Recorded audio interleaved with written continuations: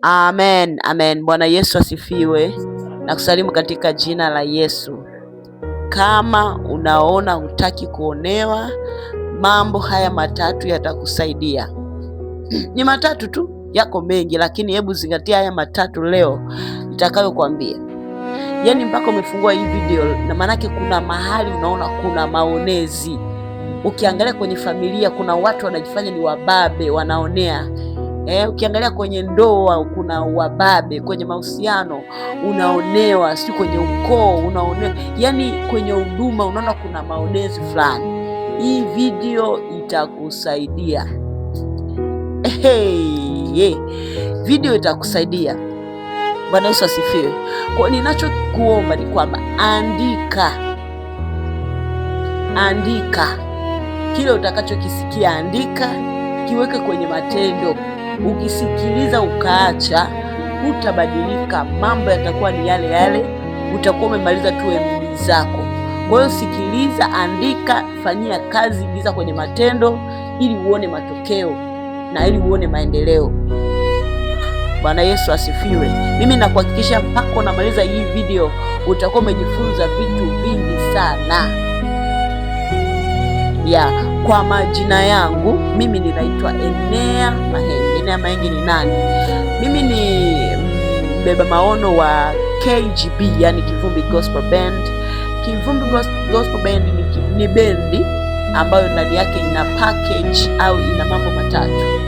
Tunajihusisha na kufundisha neno la Mungu, ni kama hivi, na tunajihusisha pia na kusifu na kuabudu. Ni bendi ya kusifu na kuabudu, lakini pia maombi na maombezi.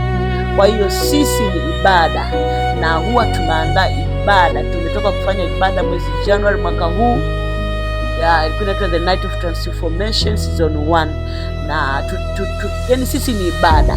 Kwa huwa tunaandaa ibada mbalimbali kwa ajili ya kudeliver hayo mambo ambayo tunayo. Bwana Yesu asifiwe sana.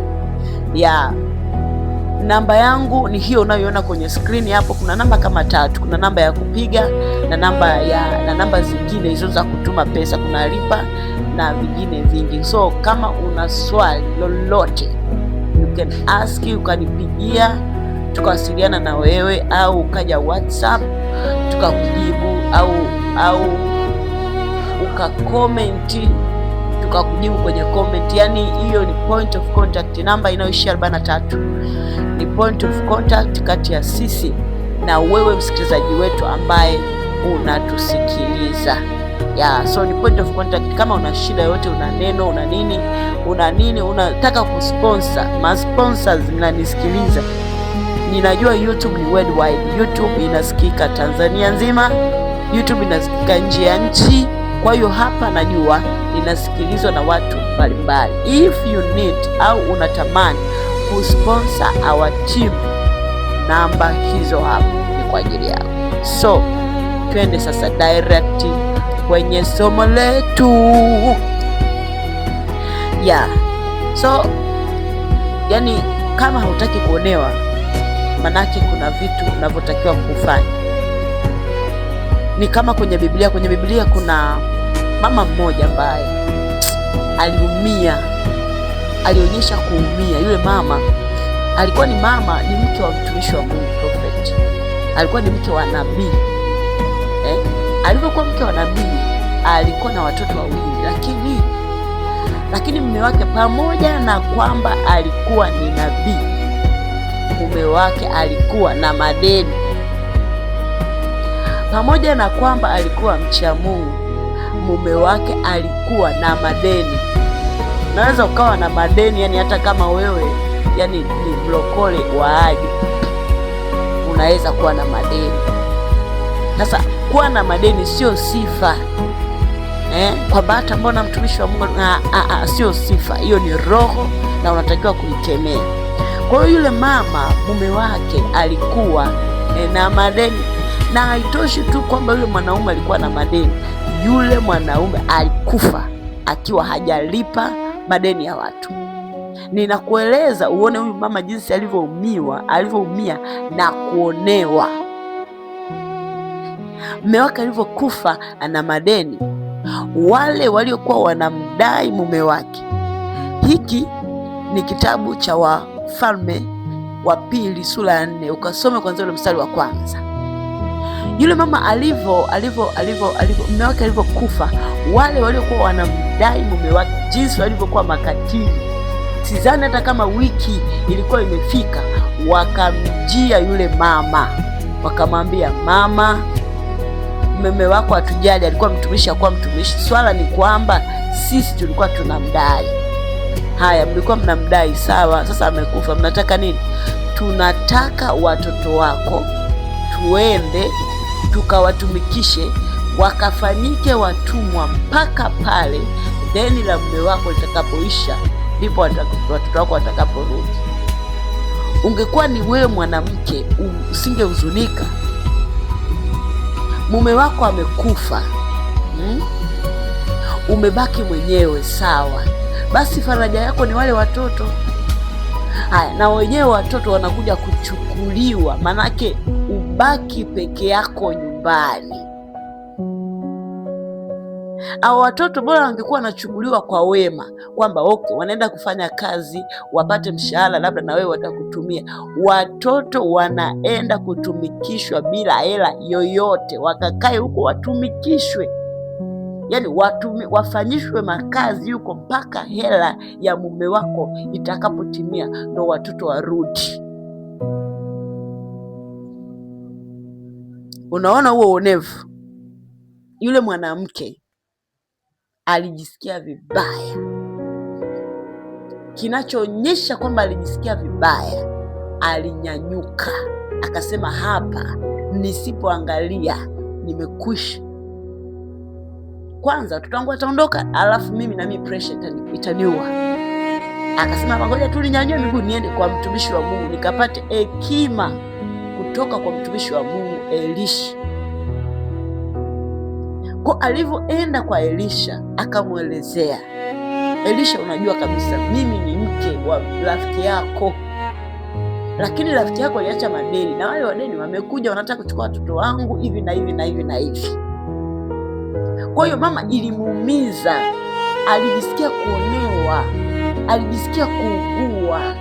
Sasa hiyo ndio hiyo tunatakiwa kukomesha kwenye maisha ya kwangu mimi na maisha ya kwako wewe.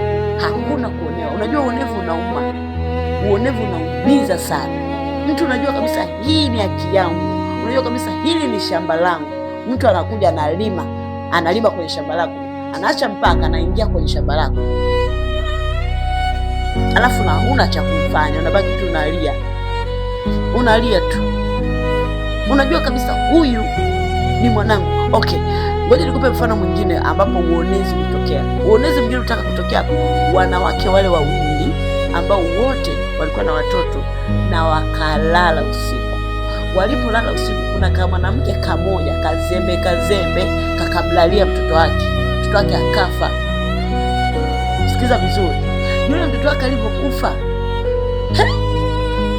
yule mwanamke akasema baba, haiwezekani. Akaanza kung'ang'ania mtoto wa mwenzie. Asubuhi kulipokucha, anaanza kusema huyu hapa eti ndo mtoto wangu. Yeye wakati kamuua na uzembe wake na usingizi wake na miguu yake sio, na akamuua, anang'ang'ania mtoto wa mwenzie. Sasa unang'ang'ania mguu, si ndio uonezi wenyewe? Mimi mtoto ni wa kwangu, kila mtu alala na mtoto wake. Huyu mtoto ni wa kwangu, wewe unakujeje kwangu unasema huyu mtoto wako? Ndio mpaka wakaenda kwa mtumishi wa Mungu Suleiman, akawaambia kwa hekima zake kwamba kuna 1 2 3. Akasema haya, chukueni panga mmuue mtoto tugawane. Mwenye mtoto akajulikana kwa sababu ilimuumiza. Kwa hiyo huyu mama hapa alitaka kuonewa. Sasa unafanyaje?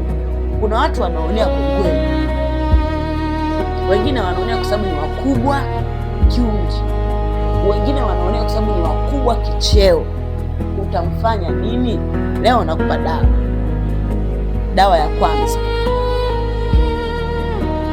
ya kuacha kuonewa na kulialia. Sikiliza, acha uvivu wa kufunga na kuomba. Nisikilize kwa makini, naongea na wewe. Acha uvivu, acha kujihurumia. Yaani wewe unaona kabisa nina matatizo, unaona kabisa kuna uonezi, unaona kabisa hapa hapajakaa sawa, unamwia ubwabwa kuanzia Jumatatu mpaka Jumatatu, kuanzia Jumatatu mpaka Jumatatu, mwezi mpaka mwezi, mwaka mpaka mwaka. Sawa, sijakataa, huenda ukweli unafunga, lakini ndo kufunga gani huko kwa mwezi mara moja? Huko ndo kufunga gani kwa wiki mara moja? Lazima uhakikishe unaacha kujihurumia. Kuna vitu kwenye maisha yako havijakaa sawa. Kwani ujihurumie? Kwani ujihurumie? Kwani ujihurumie wakati unaona kuna vitu vingi? Haya basi, vitu hakikisha vitu vimekaa sawa kwanza, basi alafu ndo ujihurumie. Basi mwili wangu utapungua, mimi sitaki mwili wangu upungue. Kama utaki mwili wako upungue, na haya matatizo kwako hayatapungua. Njia nzuri ya kimungu ya kuepuka matatizo na kuondoa mambo ya kuonewa, funga na kuomba. Funga na kuomba. Funga na kuomba. Wewe ni mwanadamu, umezaliwa na mavumbi, mama yako unamjua. Kwa nini utaki kufunga na kuomba?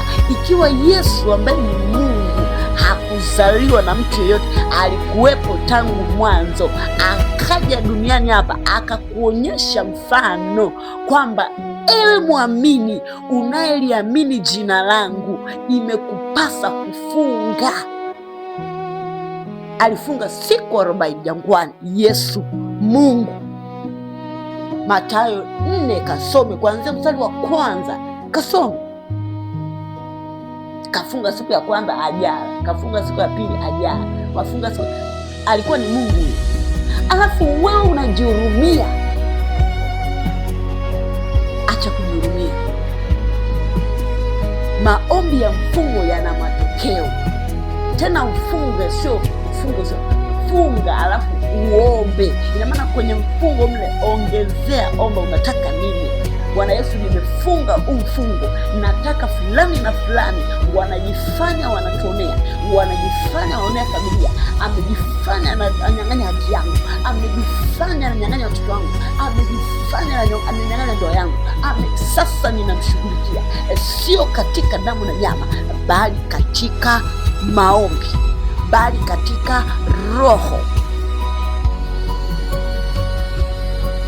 Nakwambia hivi, ukiwa mvivu wa kufunga, utakuwa unashindwa unalia kwa kuonewa, na kila siku utakuwa unaonewa.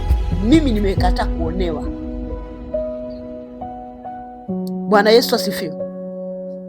Sikiliza, nilikuwa najihurumia mimi kufunga. Mimi siku chache zilizopita nilikuwa najihurumia kufunga, eti nafunga mpaka mwezi, yale maombi ya kanisa, mwezi mpaka mwezi nafunga. Alafu nimejaa matatizo kibao. Yani nilikuwa nachekesha.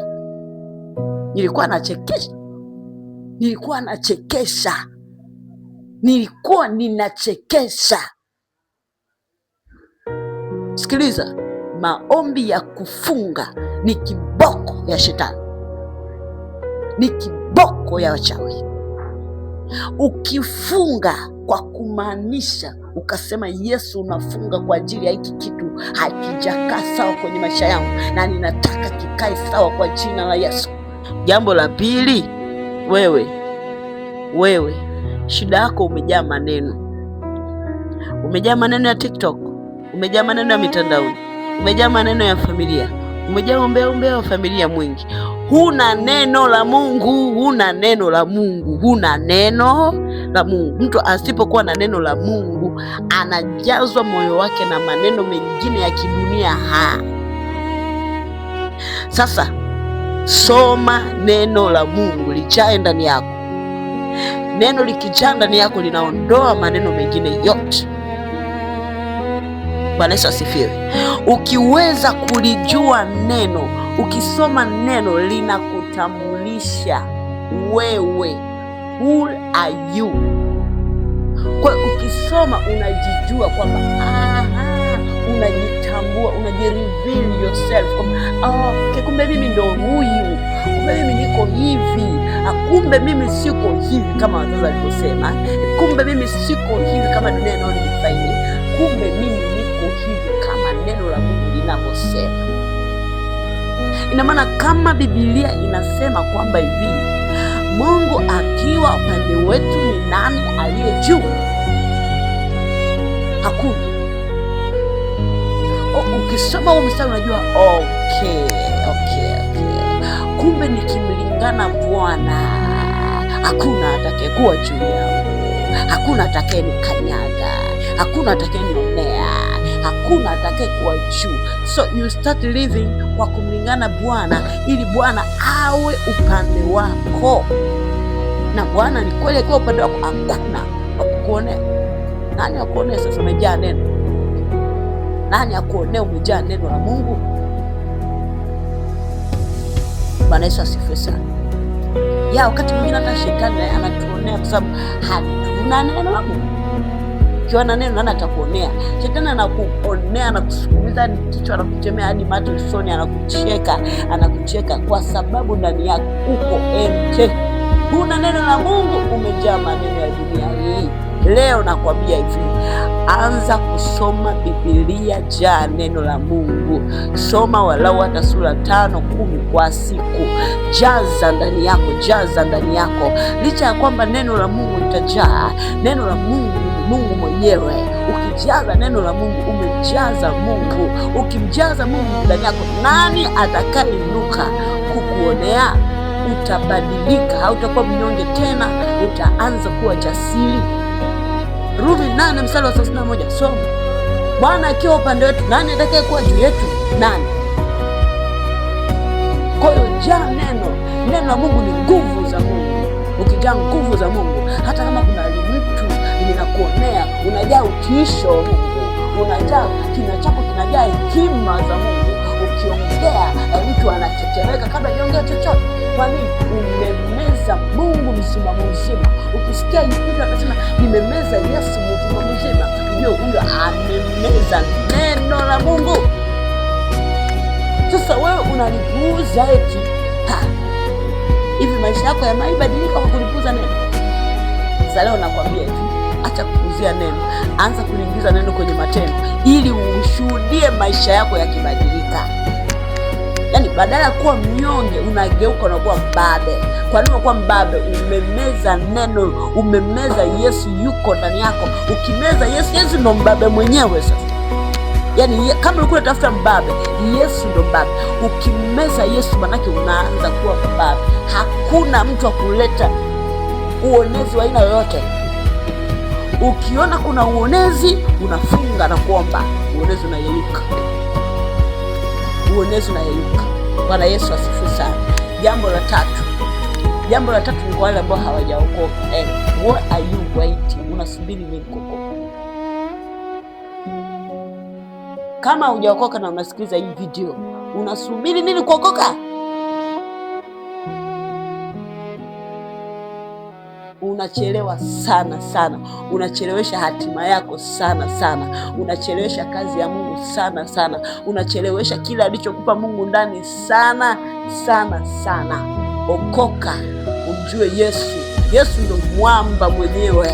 Yesu ndo mbabe mwenyewe. Yesu ndo nguvu mwenyewe. Biblia inasema amekirimiwa jina linalopita majina yote unayojua wewe. Akikaa ndani yako jina unalo, hata pepo atakukimbia. Sasa pepo akukimbie, sembuse mwanadamu. Ulichelewa tu kuzijua hizi siri, ulichelewa tu. Kama hujaokoka vizuri, imarisha wokovu wako. Anza kufunga na kuomba. Soma neno. Wataalamu wanasema angalau kwa wiki ufunge mara 3, na mwisho wa wiki funga masaa 24, na mwisho wa mwezi funga 3 kavu, ili uone matokeo. Hiyo 1, 2, soma neno sura angalau hata 5 kwa siku. Soma neno, utaanza kubadilika. Hey! Mungu akubariki sana. Hii ni KGB Kivumbi Gospel Ben Channel. Mungu akubariki sana. Ninaomba unisaidie mambo matatu kama sio manne. Jambo la kwanza, please share this content to others. Yani hapo tusumemaliza sasa kusikiliza, share tu, yani share kwenye group hata moja tu, share kwa watu hata 10 tu, wape ujumbe, waelewe kwamba ubabe upo, hakuna unyonge bwana. Unyonge wa nini eh? Unyonge wa nini? Yesu mwenyewe hataki tuwe wanyonge. Yesu anataka tuwe na nguvu. Yesu anataka tuwe wajasiri. Yesu anataka tuwe wababe. Yani Yesu anataka sisi ndo tuwe vichwa, sisi ndo tuwe viongozi. Hakuna kuwa mikia kulialia siku nyonge. No. Soma neno, funga kila siku. So hii siri share, wape watu. Hiyo ni moja. 2, nisaidie kufanya subscription kama hauja subscribe. Najua hapa wapo ambao ni wageni. Kama wewe ni mgeni, subscribe hii channel. Haya maneno yatakuwa nakujia kila siku na kukutia nguvu na kukutia moyo kwa jina la Yesu. Yes. So share, subscribe, comment, like. Yani kiufupi na ni support hii channel ya KGB. Support. Sababu ya Mungu akubariki sana. Until next time. Thank you.